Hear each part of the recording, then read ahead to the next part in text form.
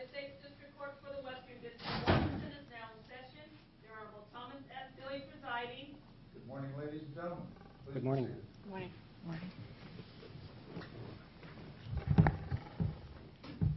Clerk, please call the calendar. Thank you, Your Honor. Case number CV 12-1548Z, David Baxter versus MBA Group Insurance Trust, Health and Welfare Plan et al. For the record, counsel, will you please stand and make your appearances?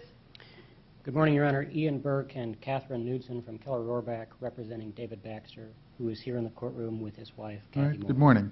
Welcome.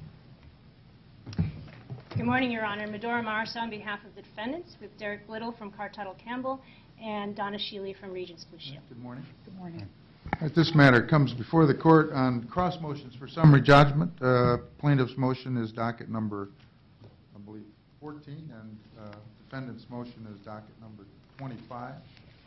They're both noted for May 31st, I believe. That hasn't stopped the lawyers from filing matters since that time. I want to address that matter first before we get started. When we get started, I'm going to permit because we have cross motions for summary judgment, and basically they are arguing counter positions, but basically the same issues. I'll let the plaintiff go first, and you can save whatever part you wish for rebuttal. I think we've indicated a half hour per side, so if you wish to reserve some time, just let me know. But I wanted to address a couple of things that perhaps you need to know and or tell me about during your presentations. There was a decision made.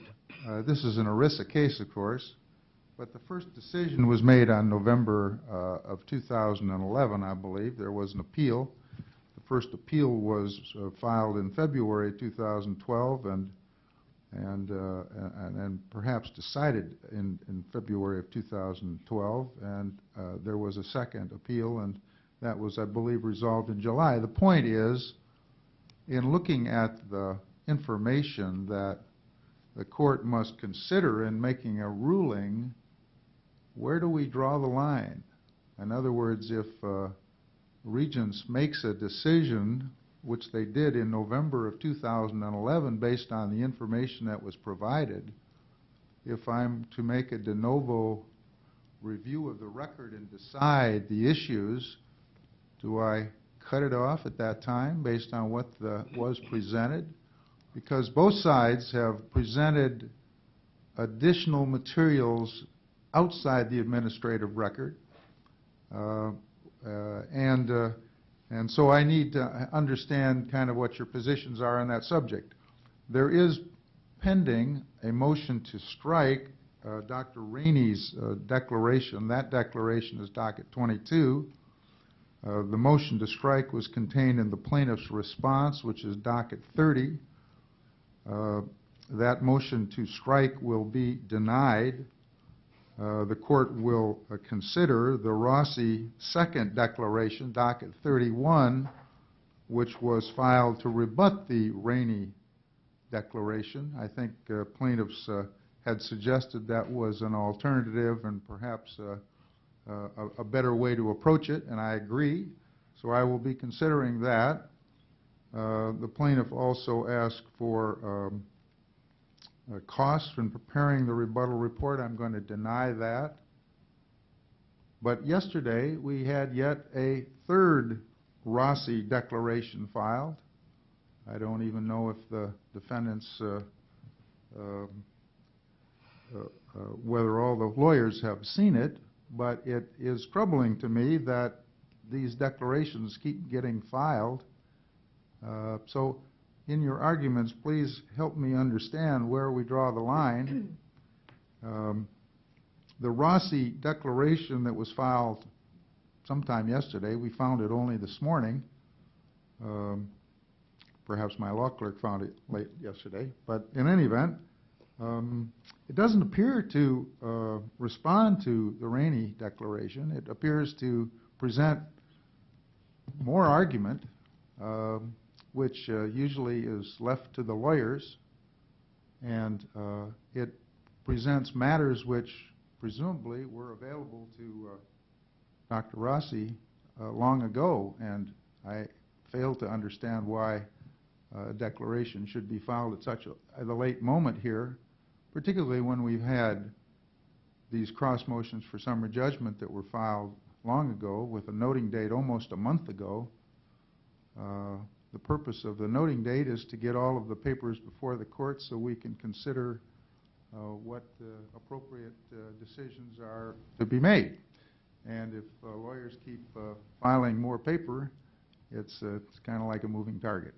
So please address the matters that I've suggested be considered as part of your arguments. I'll hear from Mr. Burke. I guess you're going to be presenting for the plaintiff? That's correct, Your Honor. Welcome. You may proceed. Thank you, Your Honor. I want to begin with the court's first comment about the administrative record in a de novo case. And the significance of it being a de novo case, to my understanding, is that the court's not limited at all by the record.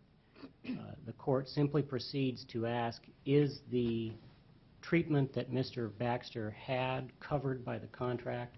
And the court takes evidence on that question like it would in any civil case. Well, but that's but de novo also means that it's an administrative record. It's a decision that the carrier makes at a time in a certain time, and why shouldn't that de novo review be based on the record that the insurance company received at the time it denied the benefits?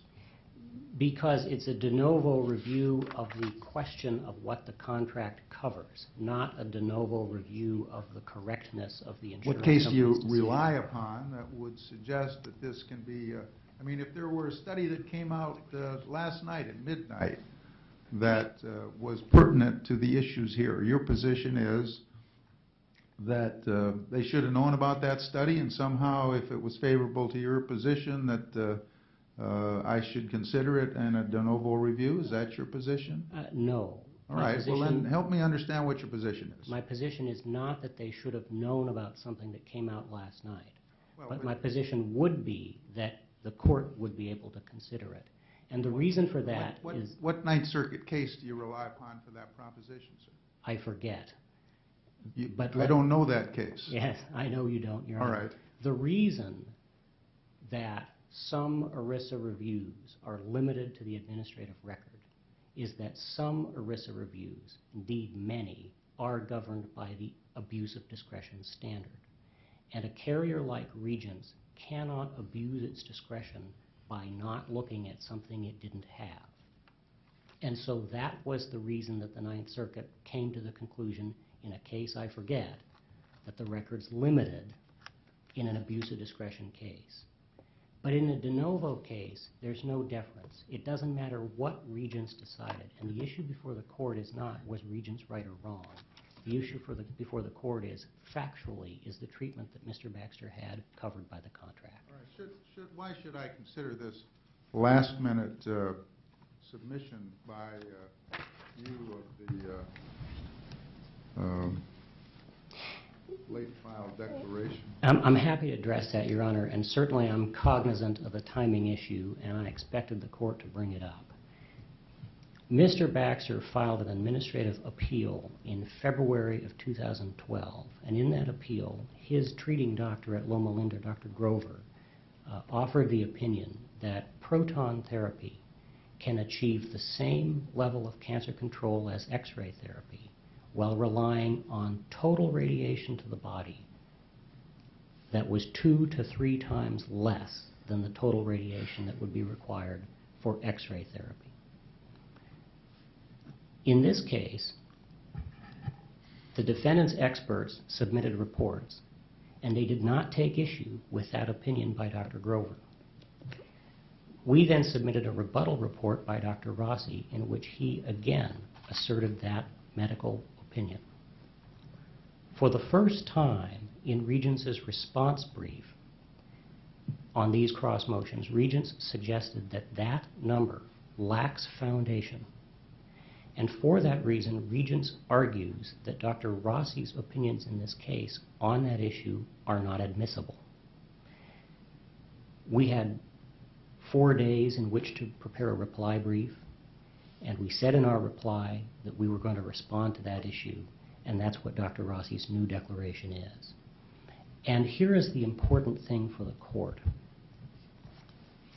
When they say that that figure, 2 to 3 times less radiation, sometimes it's 2 to 4 times less radiation, and the reason for that is spelled out in Dr. Rossi's new declaration. When they say that's not based on anything, that is dead wrong. And that is the purpose for which we have offered Dr. Rossi's new declaration. And indeed, it's critical to the central issue in this case. All right, why don't you tell me about the merits? Who has the burden of proof here? And why don't you proceed? Thank you, Your Honor. Regents has the burden of proof. And Regents has the burden of proof because it's relying on a contract exclusion. I'm not going to spend too much time on this because we're walking on a field that my guess is the court has great familiarity with and probably has its own views on. Both sides have relied on the Farley case from the 8th Circuit. And Farley concluded in that case that medical necessity was part of the... As I understand it, if it's an issue of coverage, the plaintiff has the burden. If it's an issue relating to an exclusion, the defendant has the burden. That's well-established 9th Circuit law. You would agree? That's Hornbook insurance law. All right. With one... Yeah.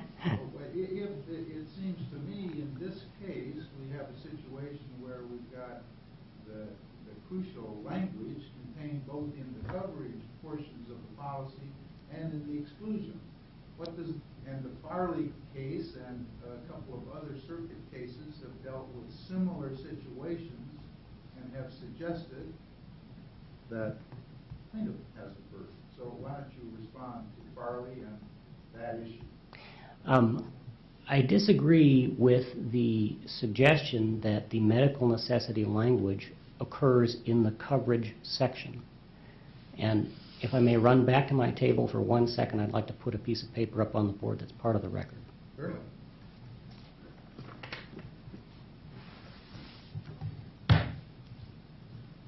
Well, the introduction to the medical benefits section provides, you might put that up on the screen if you'd like, that to be covered, medical services and supplies must be medically necessary. That's exactly the page I was putting up, Your Honor. All right. Well, I assumed that you were going there. Doesn't that suggest that coverage requires that the services be medically necessary? It might suggest that, Your Honor, if it were not preceded by something entirely different. This section is not the section of the contract that tells you what's covered. Every insurance contract has a line in it that says somewhere, we cover this or we cover that. That's not on this page. This page is an introduction to a very long section in this contract called medical benefits. If you start reading this section, it doesn't say anything about coverage. It begins with a paragraph that says, in this section, you will learn about your health plan's benefits and how your coverage pays for covered services. It goes on. I won't read it because it's not germane to what we're talking about. And then it says, all covered benefits are subject to the limitations, exclusions, and provisions of this plan, and then has the sentence that Your Honor referenced. Reading that doesn't tell you anything about what's covered. It doesn't tell you anything. How is our case different than the Farley case out of the 8th Circuit, which dealt with what appears to be a very similar problem, and that is trying to decide whether it's part of the coverage, whether it's an exclusion, and who has the burden? Because in Farley, the plan had been specifically amended, and the decision talks about the amendment number 8 to the plan. And in the amendment number 8 to the plan made absolutely clear that to be covered, something had to be listed as a covered service, and it had to be medically necessary. And then it had arguably exclusionary language, but not, as I recall, denominated expressly as an exclusion, that we don't cover care that's quote-unquote not necessary without a particular reference to medical necessity. In this case, the contract has this introductory section that doesn't say anything about what's covered, and then it proceeds to a list of what's covered.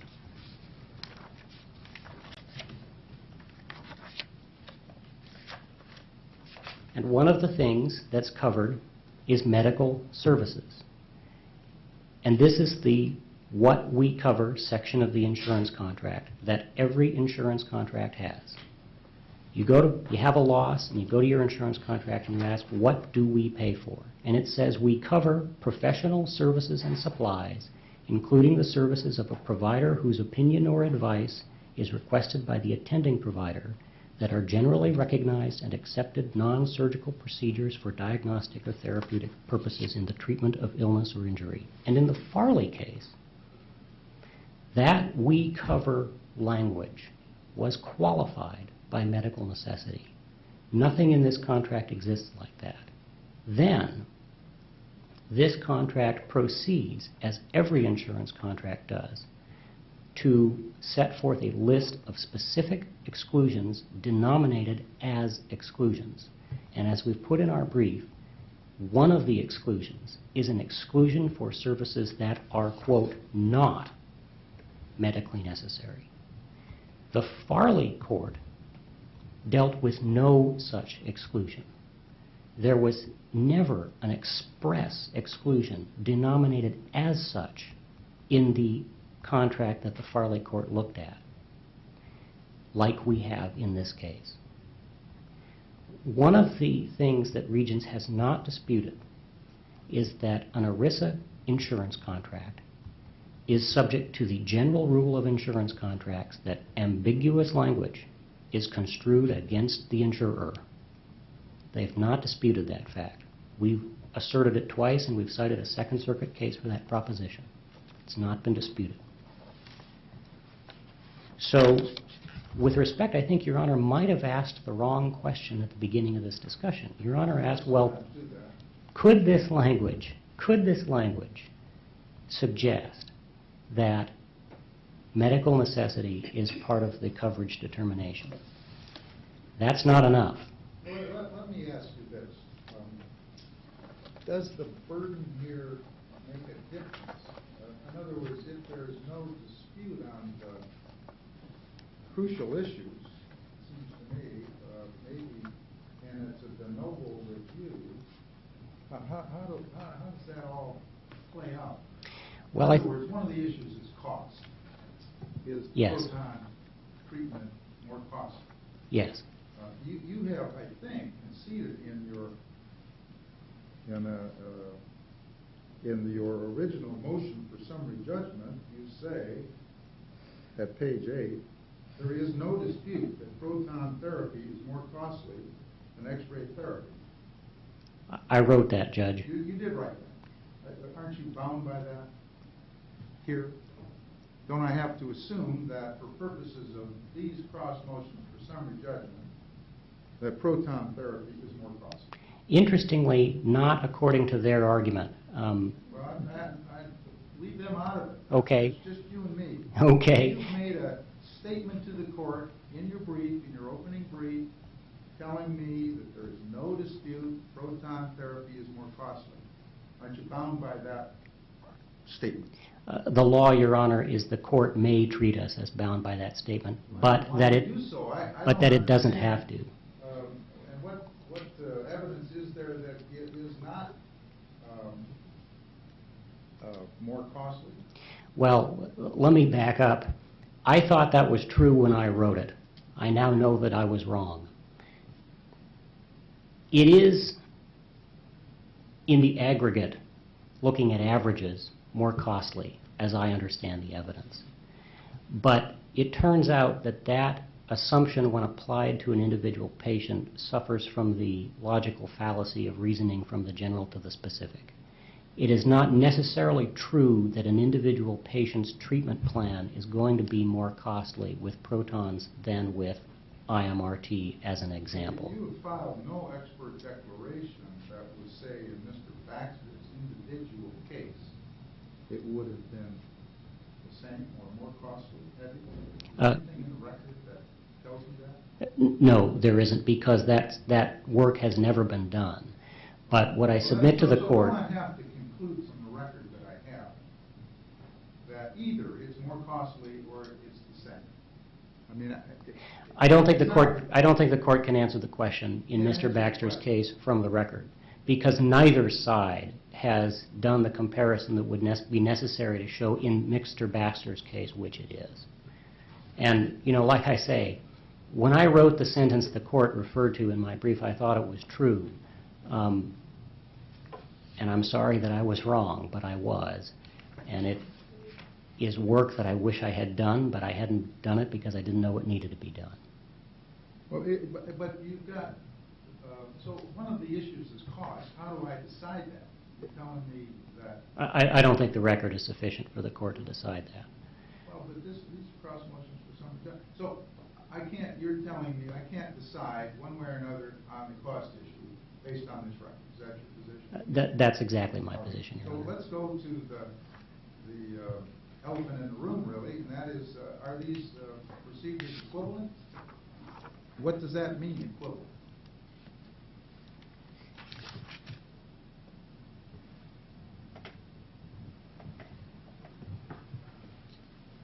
Equivalent in the contract means substantially likely to produce equivalent therapeutic results.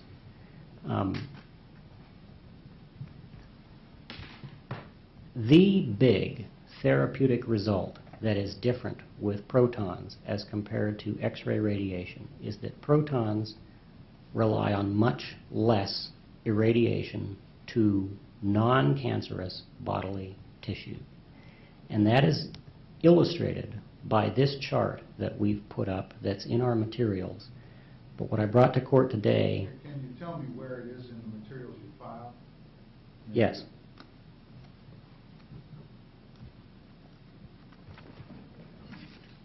Page 6 of our summary judgment brief, it's reproduced from the declaration of Dr. Rossi. Well, you got a lot of briefs. Your opening brief? Our opening brief, Your Honor. Let me see if I can find the hard copy. It might be easier. Absolutely. Well, it's not all in color, but I have it. Go ahead. Well, I brought the color one today so you could see it in color. And they've had the color one for some time.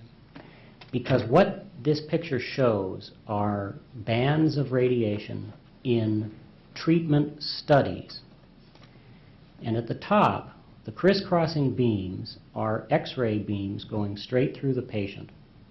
And at the bottom are proton beams coming in from the two sides and stopping at the prostate gland. It's color-coded so that you can see different levels of radiation delivered to different parts of the body. So the red part is the treatment dose, in this case 79 gray. Gray is a unit of radiation. And the blue part is basically the collateral damage, showing about 10 gray and ranging up from that. Well, is it collateral damage or is it possible future secondary cancer caused by the radiation at some later date? Both. Both. It's collateral damage. That's what causes the gastrointestinal and urinary side effects that are talked about in the materials. It also causes a risk of future treatment. The next point I want to make has to do directly with the most recent declaration of Dr. Rossi, and it relates directly to this issue of how much radiation is there.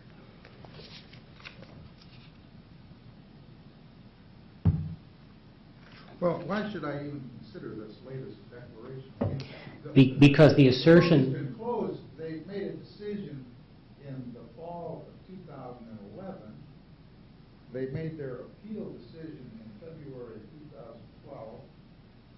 We've had this motion on the table for a long You file this declaration that you say tells me the answer yesterday, late. They didn't suggest that there was a lack of foundation in this piece of our evidence until their response brief, which is more than a year and a half into this process, as Your Honor points out. And what I need the court to understand is that there is a foundation. And if the court wants to limit consideration of the declaration for the purpose of responding to their reply, by the way, they cite some new studies in their reply that aren't part of the record, and establishing a foundation for opinions that we've had in the record for a very long time, I'm fine with that. But it's critical for the court to understand that Dr. Rossi, when he says we can treat this condition with 2 to 3 times less radiation, that is not plucked out of nowhere, as they suggest for the first time just a couple weeks ago in responding to these cross motions. And it's illustrated by the chart that I've put up there, which is from the first page of Dr. Rossi's letter. It's the second page of our declaration that we filed. And this chart actually comes from a real patient. And it shows 2 lines, one showing radiation from proton therapy and one showing radiation from an X-ray treatment plan. And the total radiation to the body is the area under the 2 lines.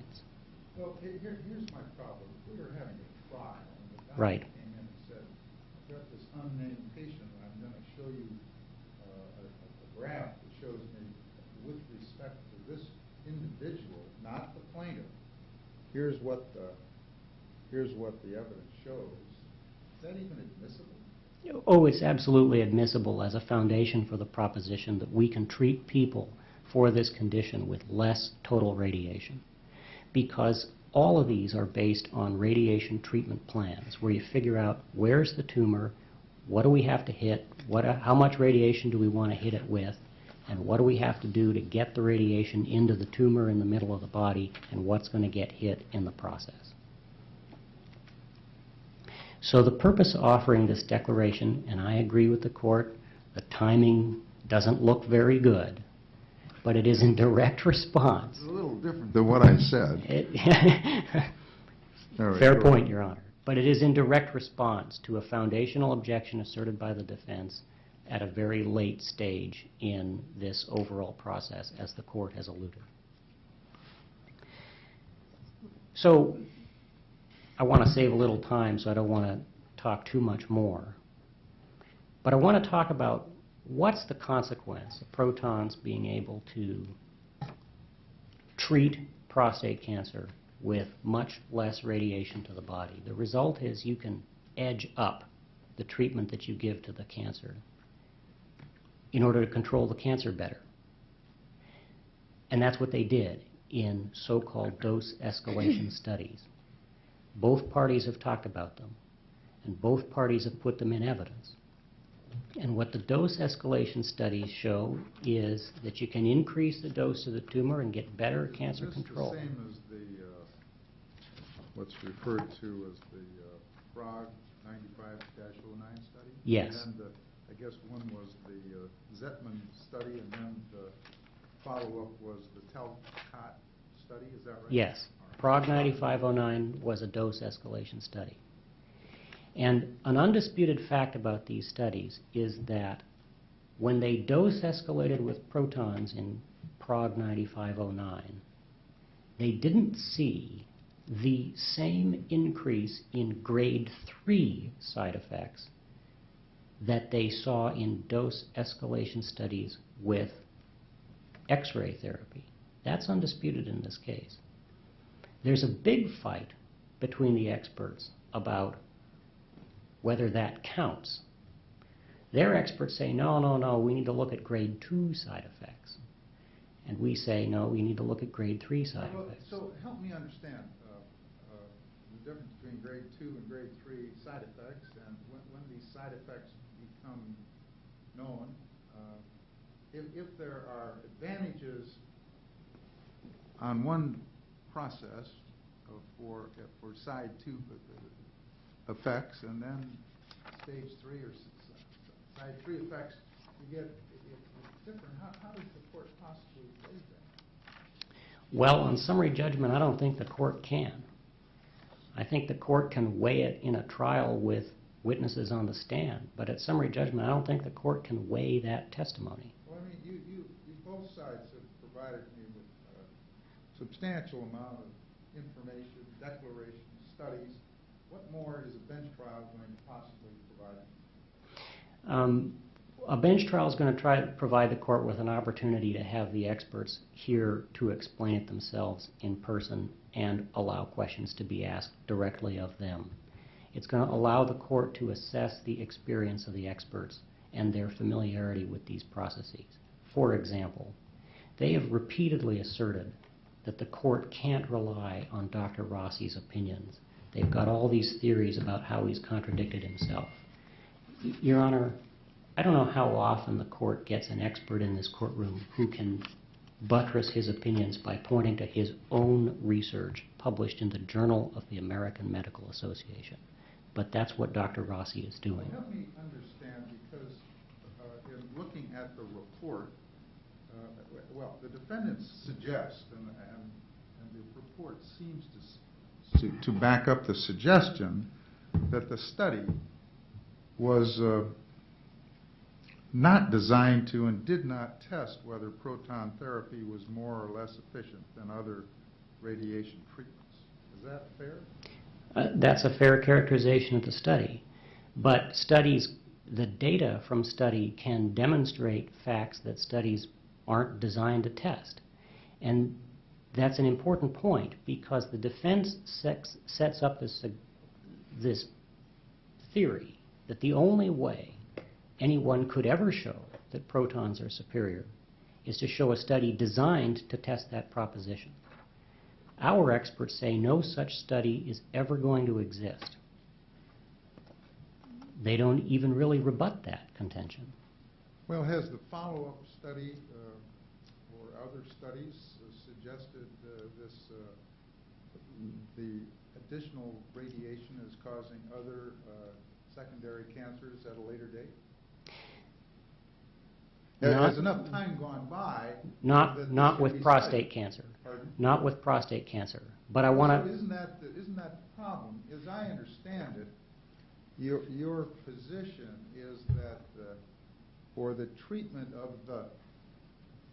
of the cancer itself, they're equivalent, but that because of the high dosage, there's a risk of secondary cancers in 5, 10, 15, 20 years, and that risk is greater with the X-ray process as opposed to proton. Is that kind of where we are? That's kind of where we are. I would say I think protons are actually a little bit better. It's highly dependent on the treatment dose that you use, but that's a footnote to your own point. Haven't all the studies kind of said they're at best equivalent? I mean, haven't some of the leading studies suggested that proton therapy isn't recommended for the type of cancer that Mr. Baxter had? Not really. I Well, want to say two things in response to that, and then I want to sit down and reserve my All right. time. The first thing I want to say is, what about these studies that they cite for the proposition that protons are maybe a little bit worse? Keep your voice up, please. Yes, there are two of them. One is the Sheets study, and one is the U study, Y-U. Neither one of them actually looked at what happens with real patients. They didn't look at any patients, actually. What they did is they looked at Medicare data. They looked at Medicare billing and procedure codes, and they gathered a whole bunch of patients who'd had an X-ray treatment of some kind and a whole bunch of patients who'd had proton therapy. And then they used GI, gastrointestinal visits, as a proxy for gastrointestinal problems. There are two huge problems with each, and what they say is, well, after proton therapy, Medicare pays for more gastrointestinal visits and procedures, so that means proton therapy must be worse. There are two huge problems with that. The first is that we don't have any idea what the dose was that any of those patients got who got X-ray therapy. It's not in those studies. If you want to compare one study to another, you need to look at the dose. If somebody doses a patient with 82 gray of protons and then doses a patient with 50 gray of X-rays, probably the guy who got 81 gray is going to have more side effects, because that's our basic proposition. The more radiation you get, the more side effects you get. The interesting question is, what happens if you were to dose with 81 gray of protons and 81 gray of X-ray? And there's actually not very much data out there on 81 gray of X-ray, because nobody tried 81 gray of X-ray until they came up with IMRT, because it was too dangerous to try it with past methods. So what about the Sheets and Hughes studies? The Medicare data they're looking at comes from the mid-2000s. And that data comes from a time when typical doses of X-ray therapy were in the 72 to 74 gray range. You're giving me a lot of medical evidence here. Is it all of which... Is it set forth in your expert declarations? Yes. Which ones? The most recent one from Dr. Rossi. The one you filed yesterday? Yeah, the one I filed yesterday. Well, all right. I understand. And I'm going to give you 5 minutes for rebuttal. We've already used it more than a half hour. all right, thank you, Your Honor.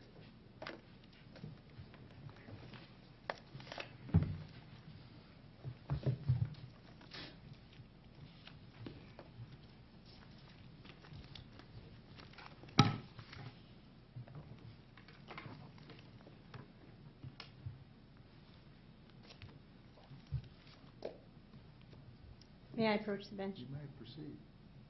Oh, yes.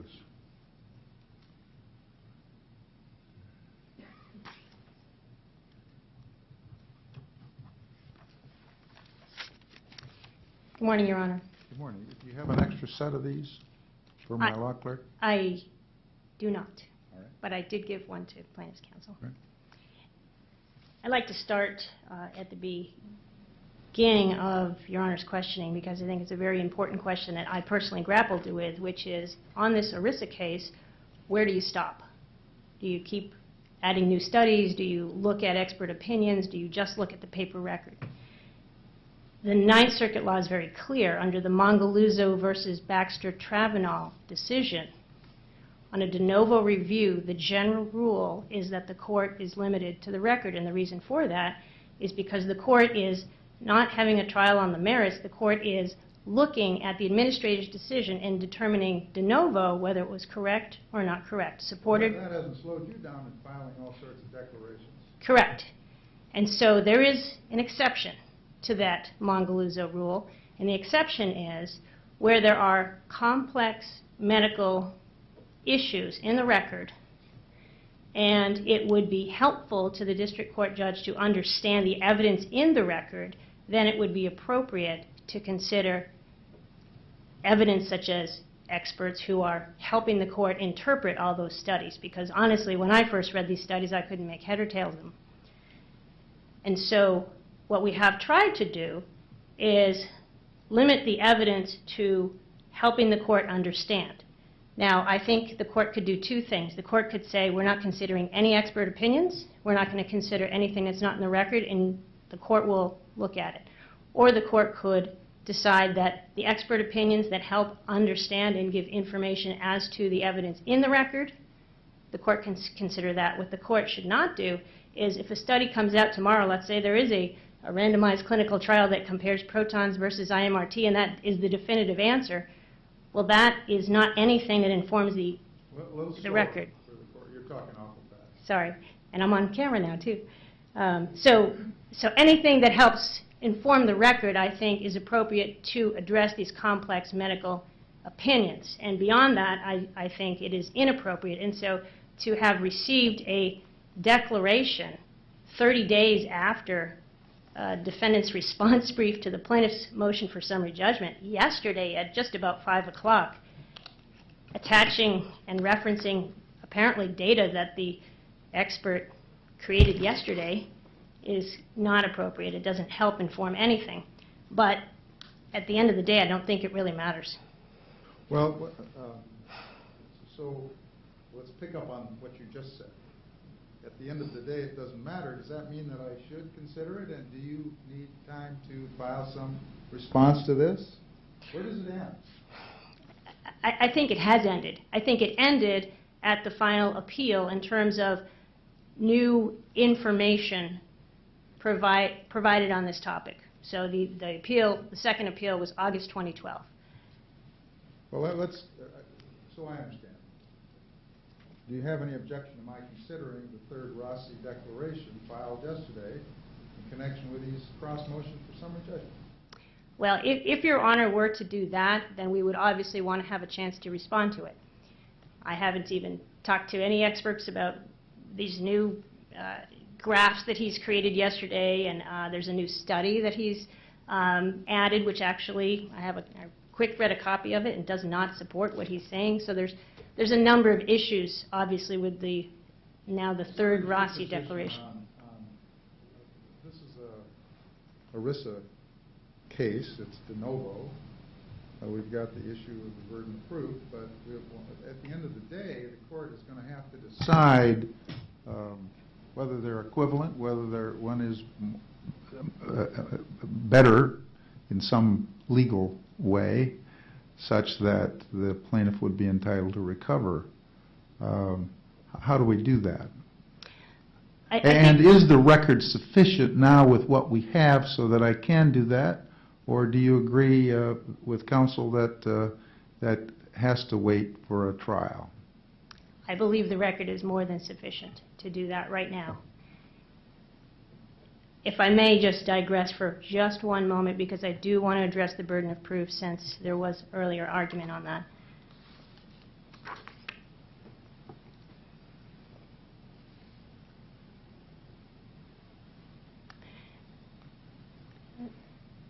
The court noted that under the medical benefits section of this ERISA plan, there were repeated references to medically necessary, that the coverage to be covered medical services and supplies must be medically necessary. Plaintiff argued that didn't really say that, but if we look at the table of contents, you see under medical benefits, which is right where this medical necessity introduction language comes from, it's the coverage section. Conversely,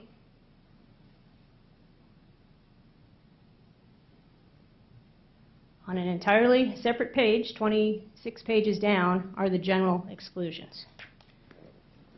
Well, it's certainly an exclusion, is it not? Medical necessity is listed as an exclusion, correct. And you have a burden with respect to an exclusion, is that right? I do not dispute that.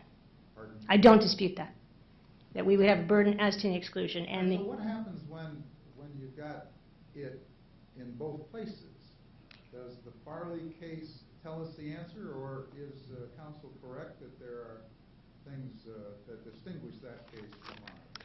Farley tells us the answer. And the reason why Farley tells us the answer is that it's on all fours.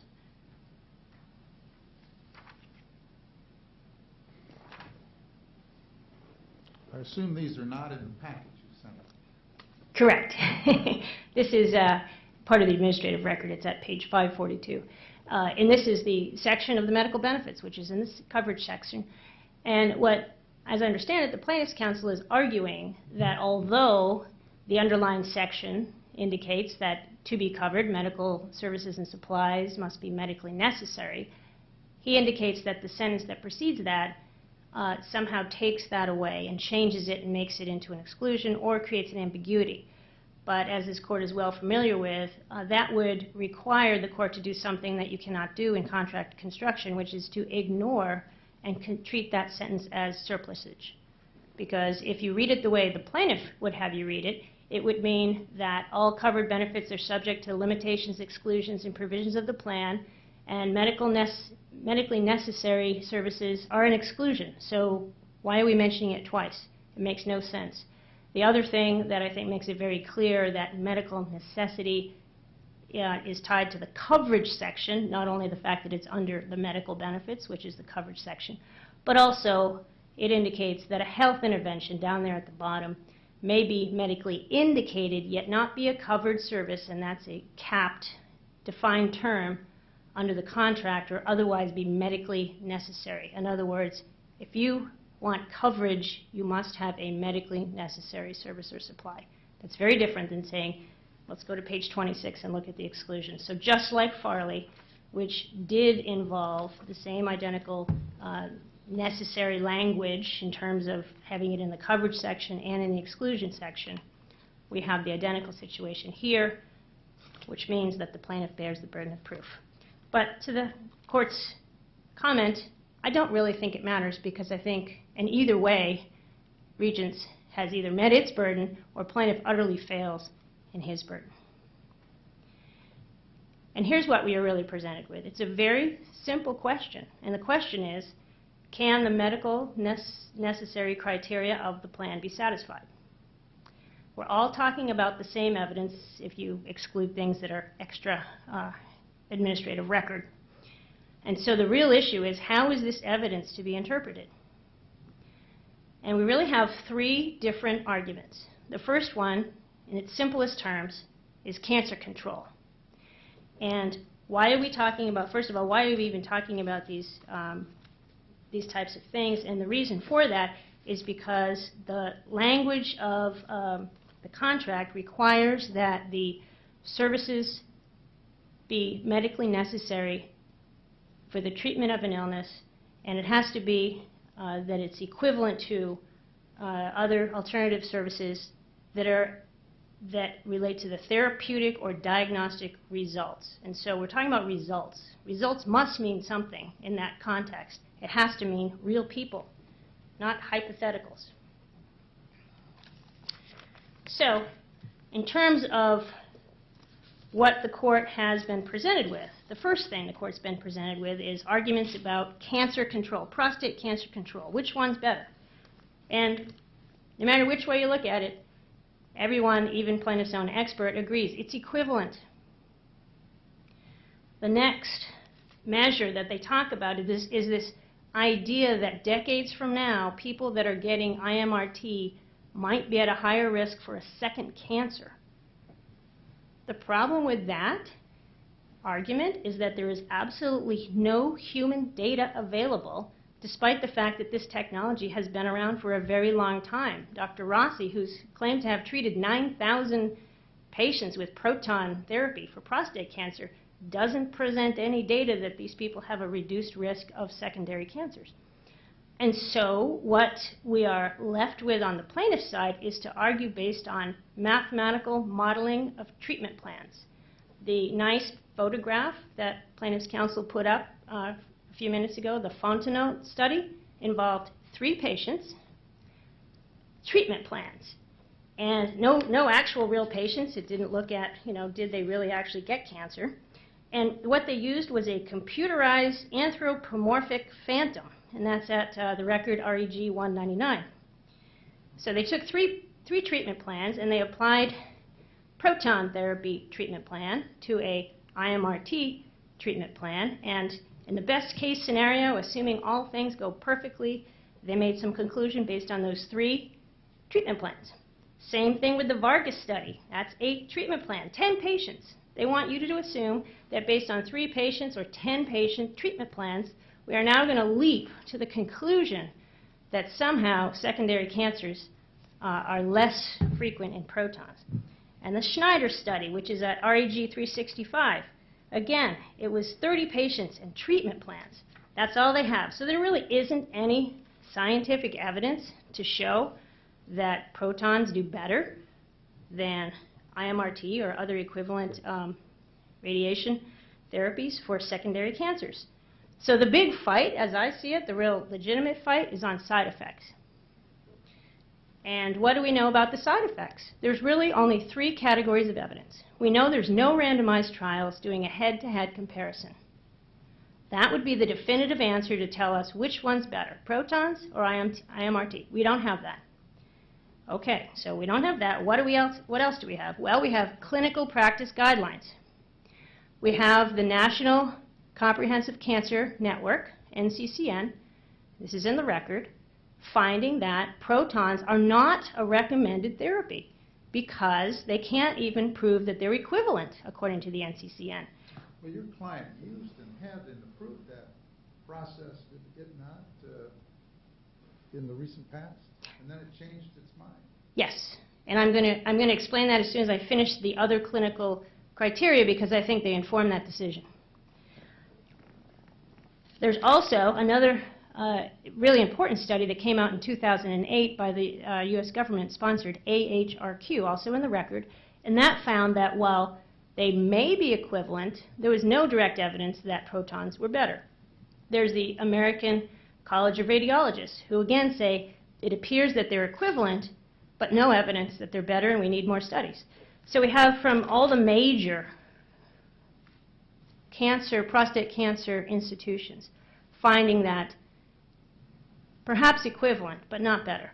And it is true that in 2008, regions did consider protons, despite the lack of evidence, to be medically necessary. But the important distinction there is twofold. Number one, the definition of medical necessity was different. It did not include the cost issue or the reasonably or likely to lead to equivalent diagnostic and therapeutic results.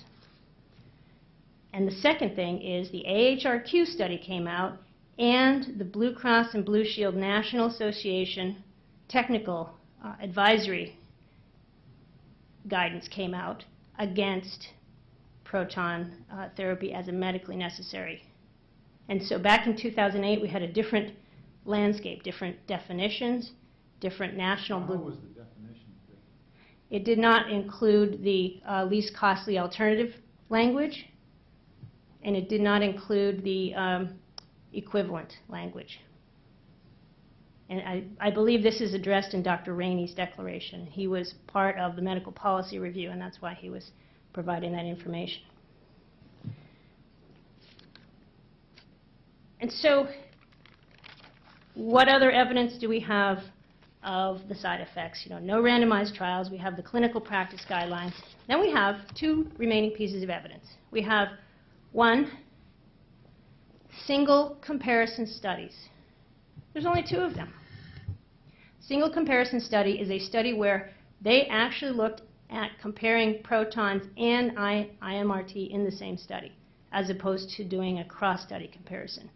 That's the SHEET study, which is cited in the record. I'll point out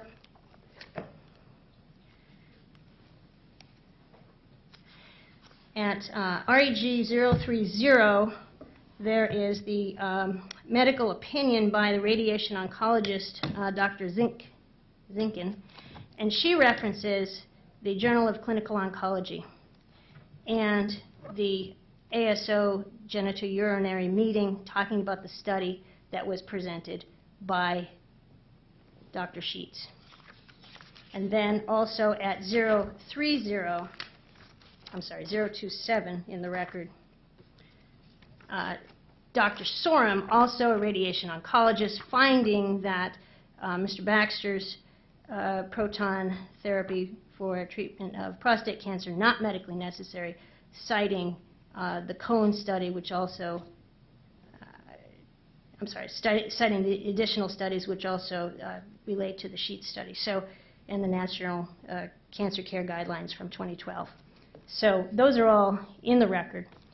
And so we have the U and the SHEET study, and what do they say? These are the only single comparison studies between prostate and IMRT. They say, they're basically equivalent. Prostate cancer does worse on some measures.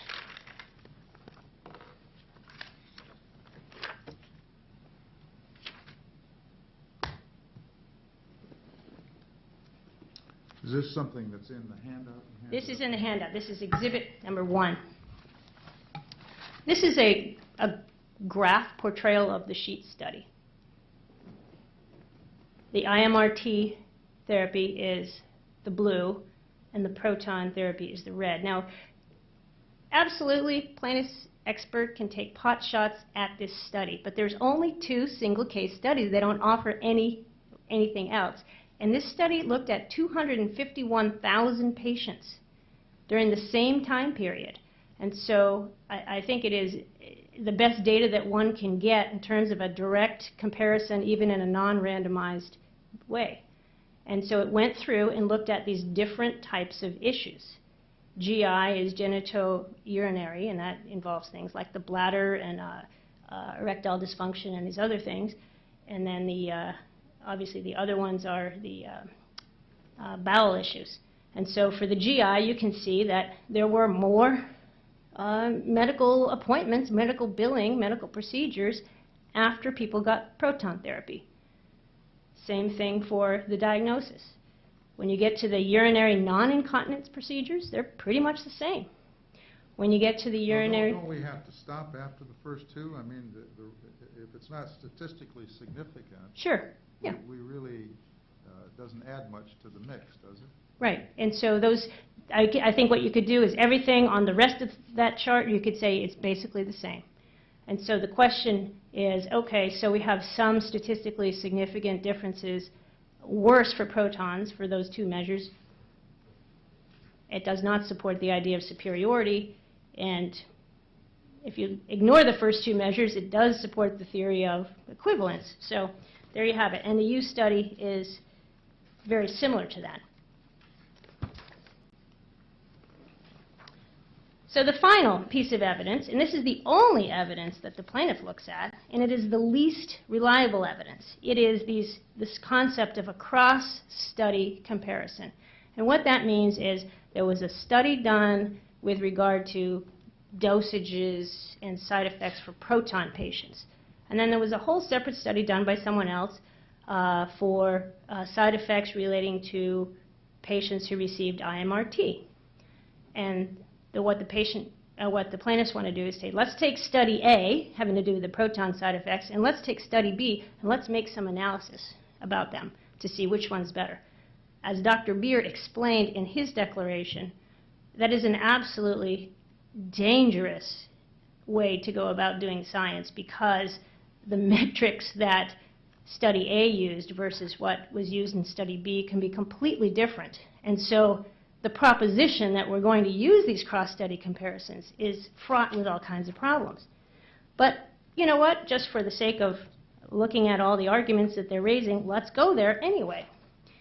And what they like to do is they like to take this Prague 9509 study, and that's the Zeitman study, it's in the record, and they like to use that as their basis, their benchmark. And just to remind the court what Prague really dealt with, Prague had, of course, nothing to do with comparing IMRT with protons. And the reason why it couldn't ever do so is because the individuals in that study all received the exact same dosage of X-ray radiation, and then there were two different arms that they were studying. The proton therapy at 19.8 gray, and then the higher dose arm at 28.8 gray proton therapy. So that's what Prague is all about. There was no higher X-ray radiation in Prague, so it absolutely cannot stand for the proposition that it evaluates IMRT versus protons. Okay, so what did Prague actually show?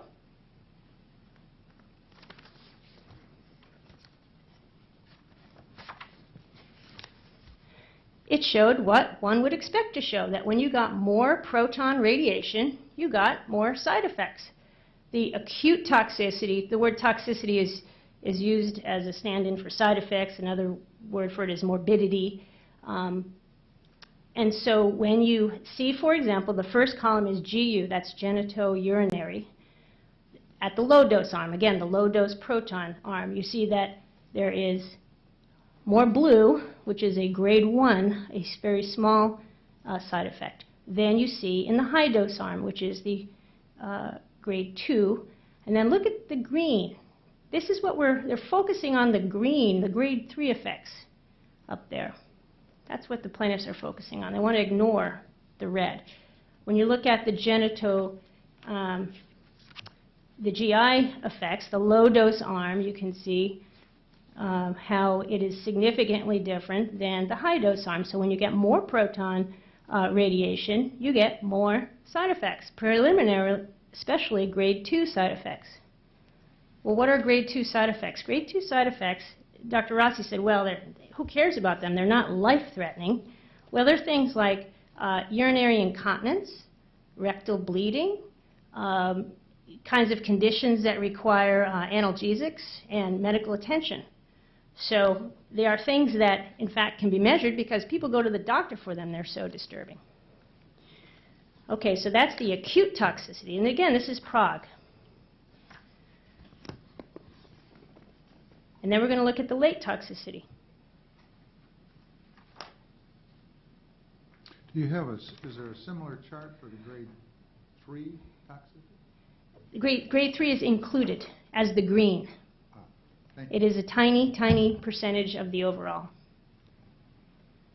So late toxicity just means that these side effects showed up later in time. And you'll notice... And when we have this number 0 to 100, what does that reflect? I mean, what are we measuring? Those are measuring percentages, is my understanding.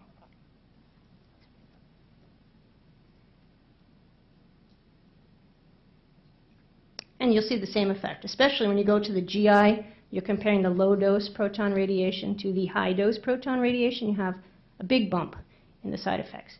So where does all this leave us? Let's not forget, look at the grade 3. There were 195 people in the late toxicity study. The actual numbers, I'll show you in a minute, of people that had the grade 3 side effects that the plaintiff has solely focused on were 2. 2 patients. That's it. So they want to take 2 patients who had these grade 3 side effects, ignore all the grade 2 side effects, and make leaps and conclusions that, well, protons must be better because there wasn't such a huge difference in the grade 3 side effects.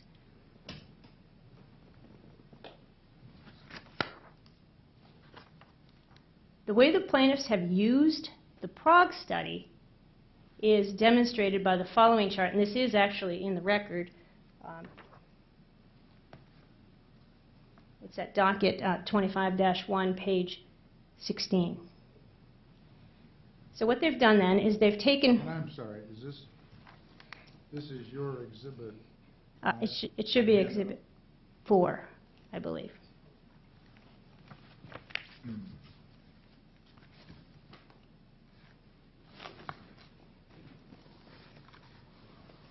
Well, it looks like it's exhibit 5 in this handout. Okay, it might be exhibit 5. Sorry about that.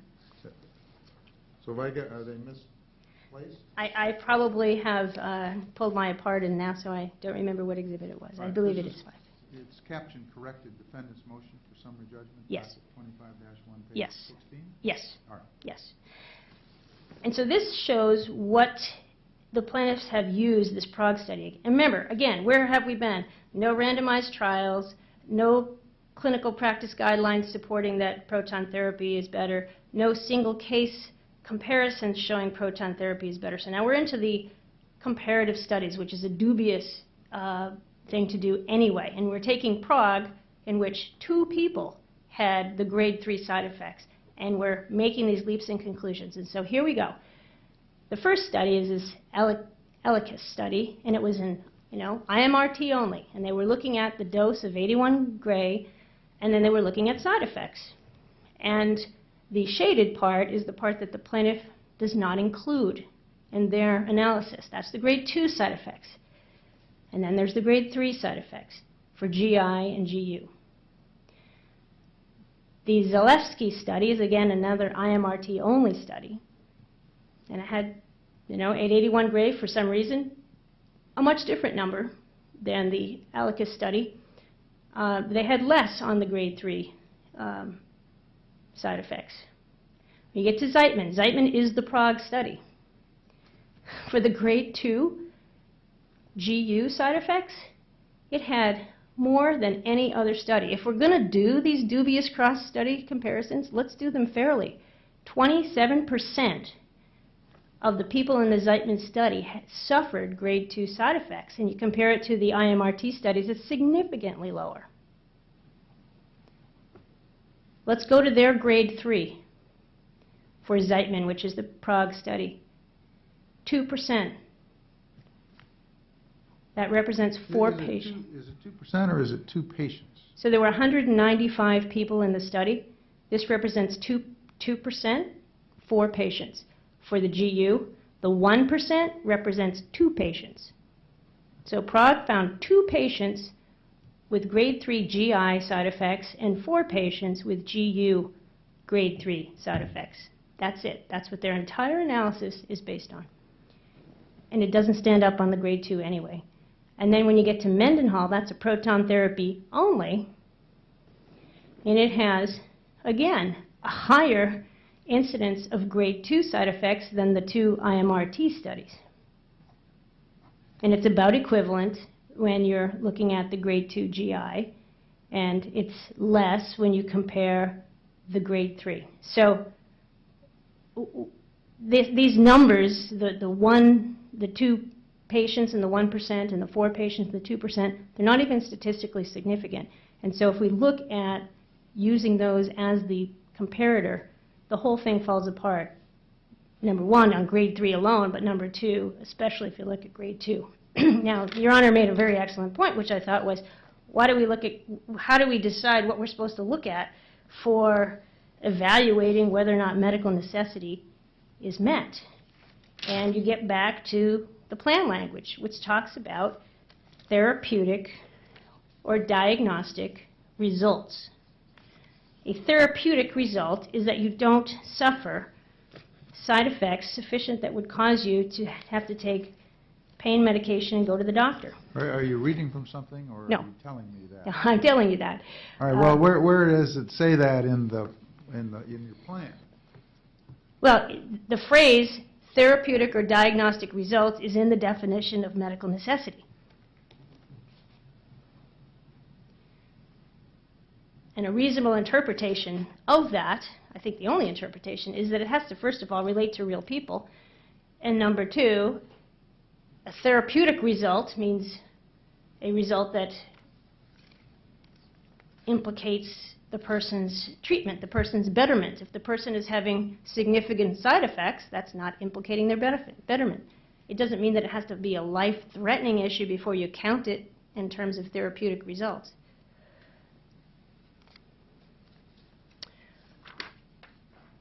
I am running out of time. I would, if the court would be interested, like to address a little bit about this secondary cancer issue, because I do think that's, for some reason, an incredible focus of the plaintiffs, and it might be helpful to go over that.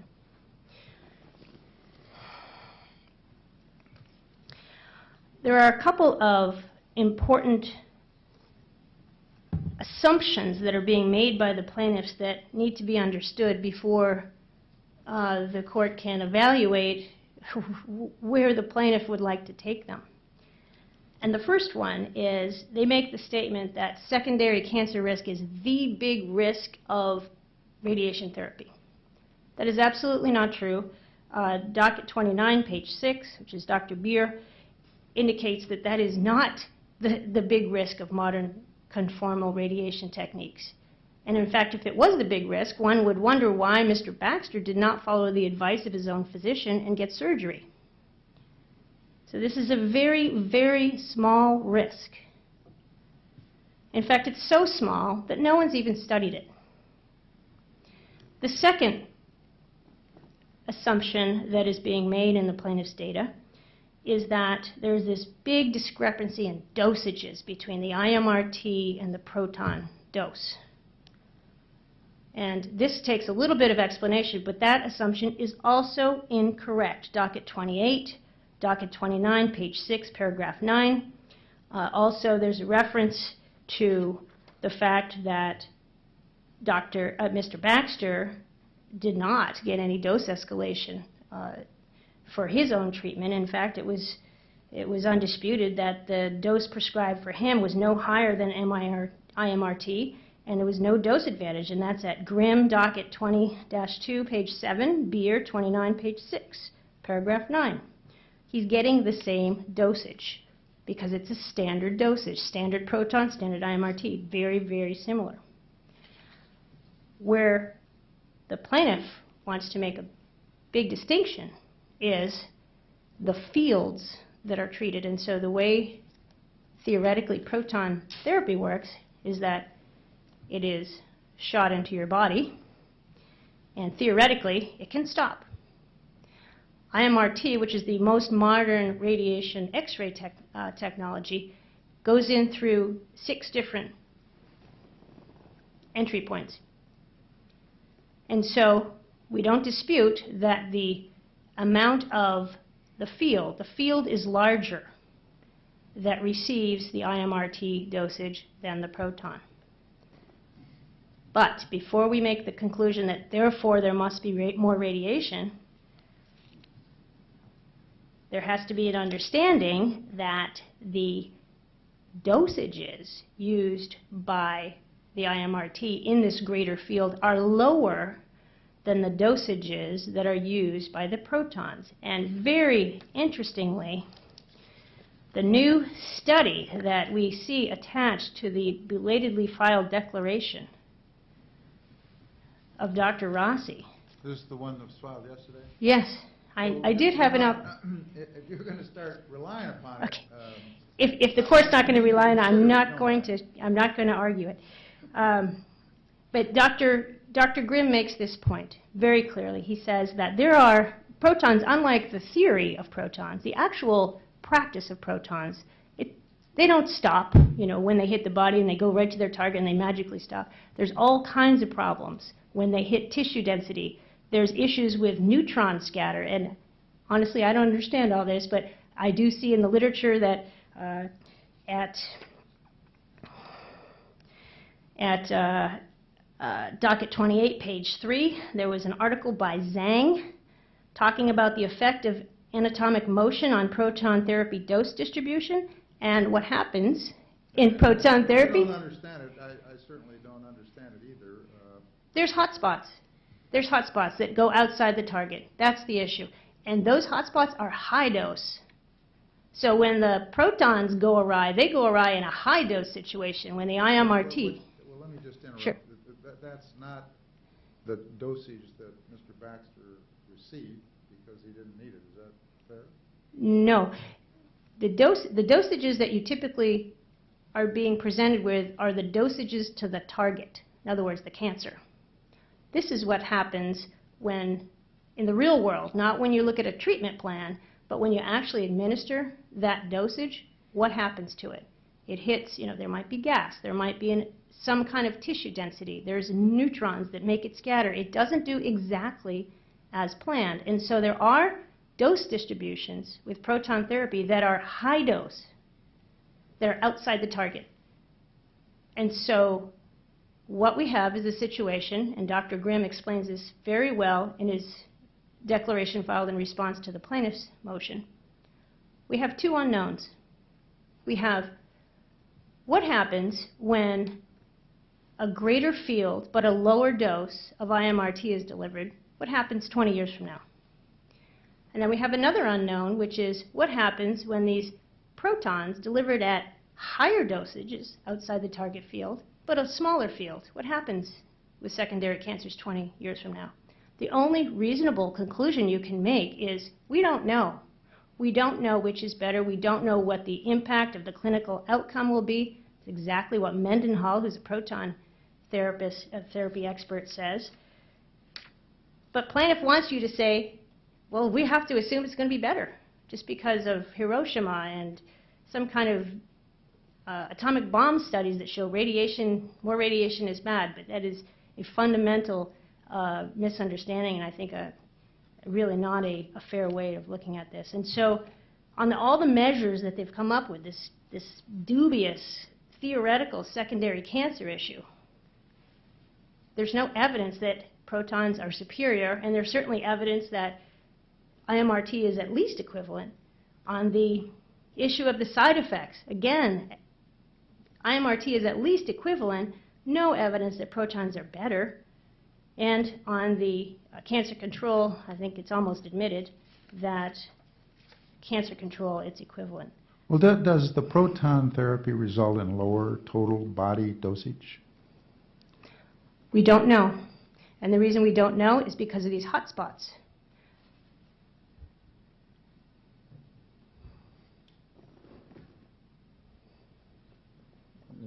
You haven't mentioned cost. You want to address cost for Sure. a moment, and then your time is basically up. Thank you, Your Honor. I appreciate the additional time.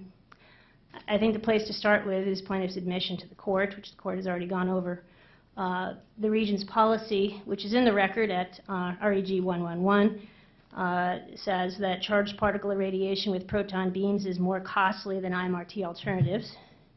The policy was based on a analysis that was on a per unit comparison, proton versus IMRT. And so that completely guts the plaintiff's argument that this was all in the aggregate. I mean, they literally looked at how much does a unit cost, and it was more than double. Then we have, and this is all at docket 22, page 3, paragraph 9, also docket 34. Then we have in the record, docket 19-4, page 3, a 57% price differential between proton radiation and IMRT cases when you looked at each person. And so there you have that. Do we have to look at the cost to the plaintiff himself, or average cost? How do we address this cost issue? Well, I thought about that, and remember, we're here on a request for a pre-authorization. That was his claim. And so I don't think it makes any sense to have him go through the therapy, figure out how much it costs, and then deny his coverage. It has to be on fair metrics, either on a per unit or in an aggregate. We know that proton treatment that Mr. Baxter underwent took 9 weeks.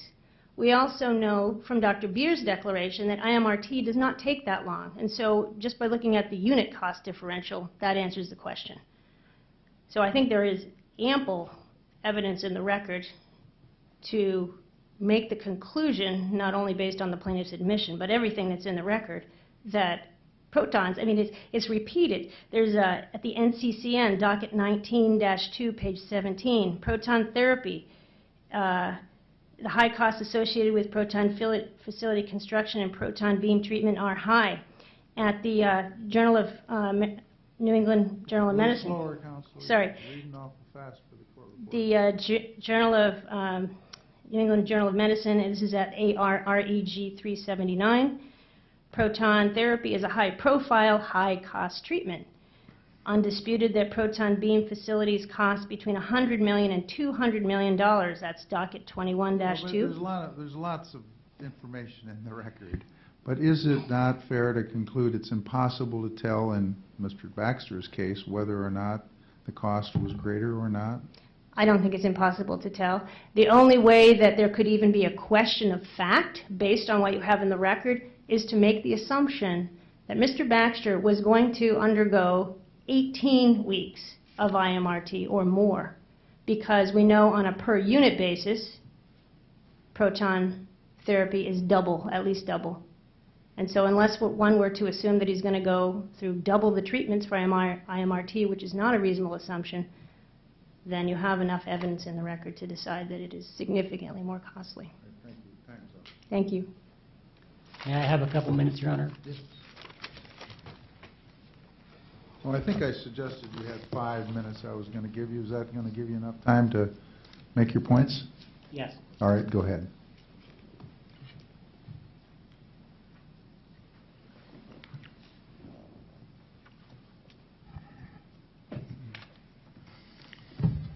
Well, Your Honor, defendants' doctors, I guess, have suggested there are hot spots and neutron scatter. I don't know what neutron scatter is.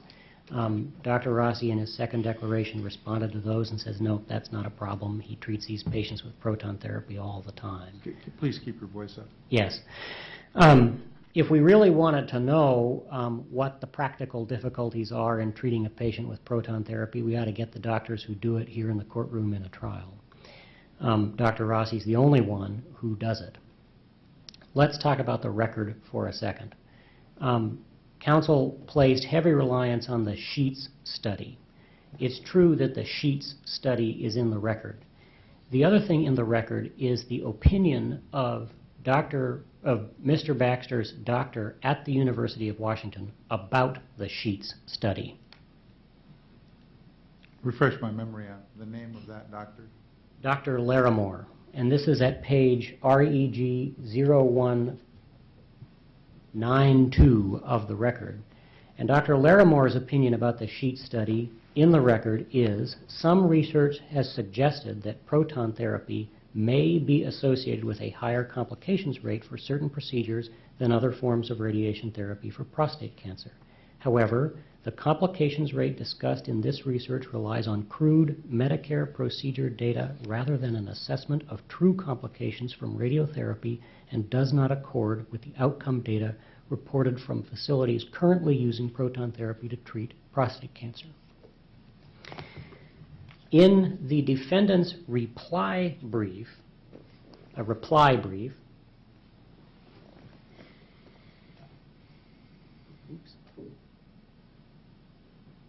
at page 11, they cite the U study, and they give us a citation, Journal of National Cancer Institute 2013. This is at line 2 of page 11. And the reason they give us that citation is it's not anywhere else in the record that we can go read it. Dr. Rossi's third declaration filed yesterday responds directly to that issue, talking about the fact that these Medicare patients received less total radiation because they had IMRT at facilities across the country, whereas we know that the proton patients in that same group received more radiation. We agree, more radiation is going to lead to more side effects. The issue is, what's a head-to-head comparison going to look like? And the only way to do a head-to-head comparison is to do the cross-study comparisons that have been discussed. And it's not, I mean, we're not the ones doing it. It's out there in the medical literature. That's what the experts rely on.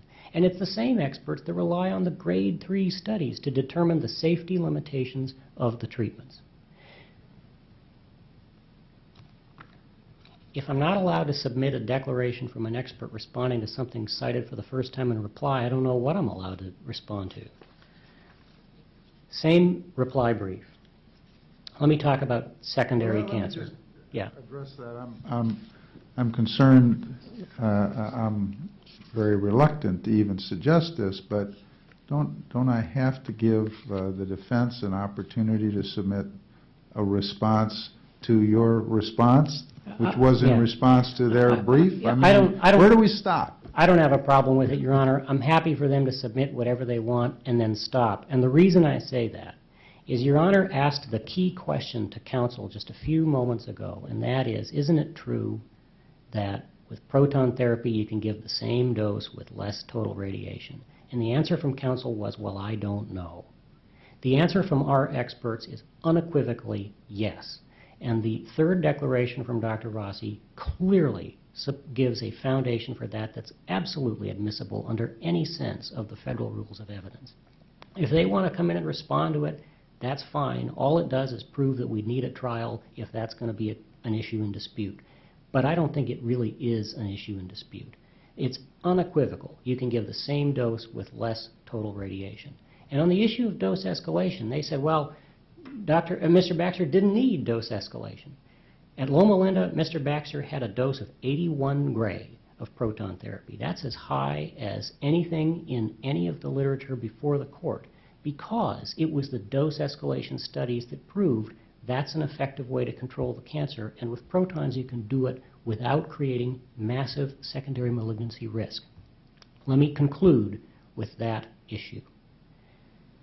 Dr. Larimore's opinion from the University of Washington, Mr. Baxter's treating physician and the chairman of the Department of Radiation Oncology at that institution, who would be a witness in a trial, tells us, in his opinion,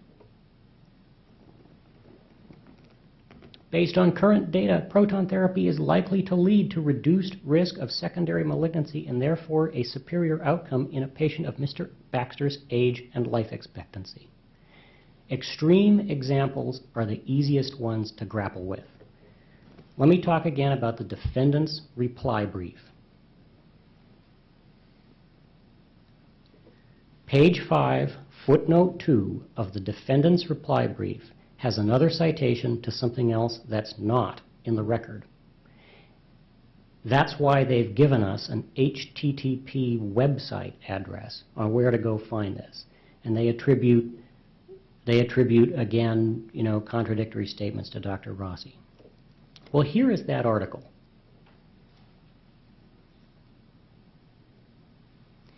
In the field of radiation oncology, nobody thinks that proton therapy is not a really good idea for pediatric cancers.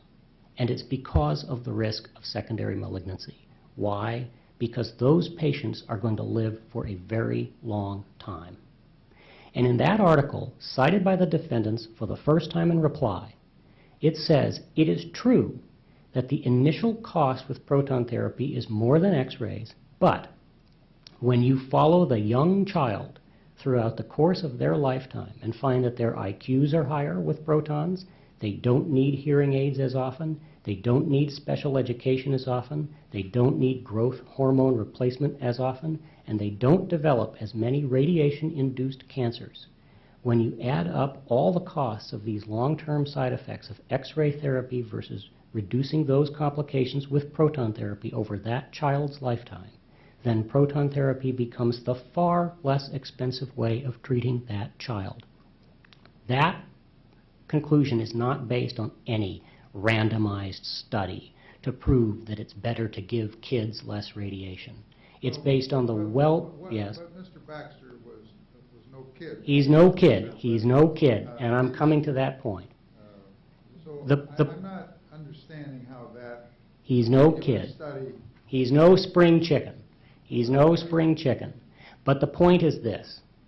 We've got the chairman of the Department of Radiation Oncology at the University of Washington saying that in this 51-year-old that I represent, and that's a young age for this diagnosis, he's going to live with the consequences of this treatment for a very long time. And we know that radiation causes cancer. That's not in dispute. We don't need a randomized study to determine that. The field of radiation oncology didn't need a study to determine that with young kids, and we don't need a study to determine that with a 51-year-old either. We would submit, Your Honor, we've shown clear evidence of reduced risk. That's an improved outcome. That makes the treatment superior for this patient. Because they have the burden of proof, we ask for summary judgment in our favor. Thank you, counsel.